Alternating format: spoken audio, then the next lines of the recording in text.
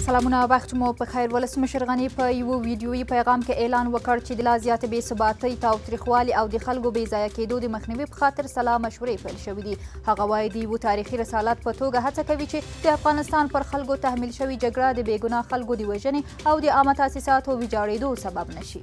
امریکایي چارواکي وایي نن سهار د امریکایي عسکرو لومړۍ ډله کابل ته راورسېدله او تر یکشنبې پورې به نور ځواکونه هم راورسیږي. د ملګرو ملتونو عمومي مشر په طالبانو غږ کړی چې په سمدستي ډول وسلوال عملیات پرېږدي او د افغانستان لپاره په ښه نیت خبرو ته راشي.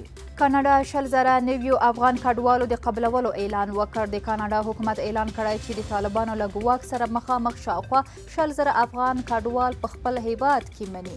انګلستان کې میشت افغانانو د پاکستان قونسلګرۍ مخې ته لاریون کړی او دغه هیواد پر ضد شعارونه ورکړي. لاریون کوونکي وایي چې پاکستان باید په افغانستان کې خپله نیابتي جګړه پای ته ورسوي.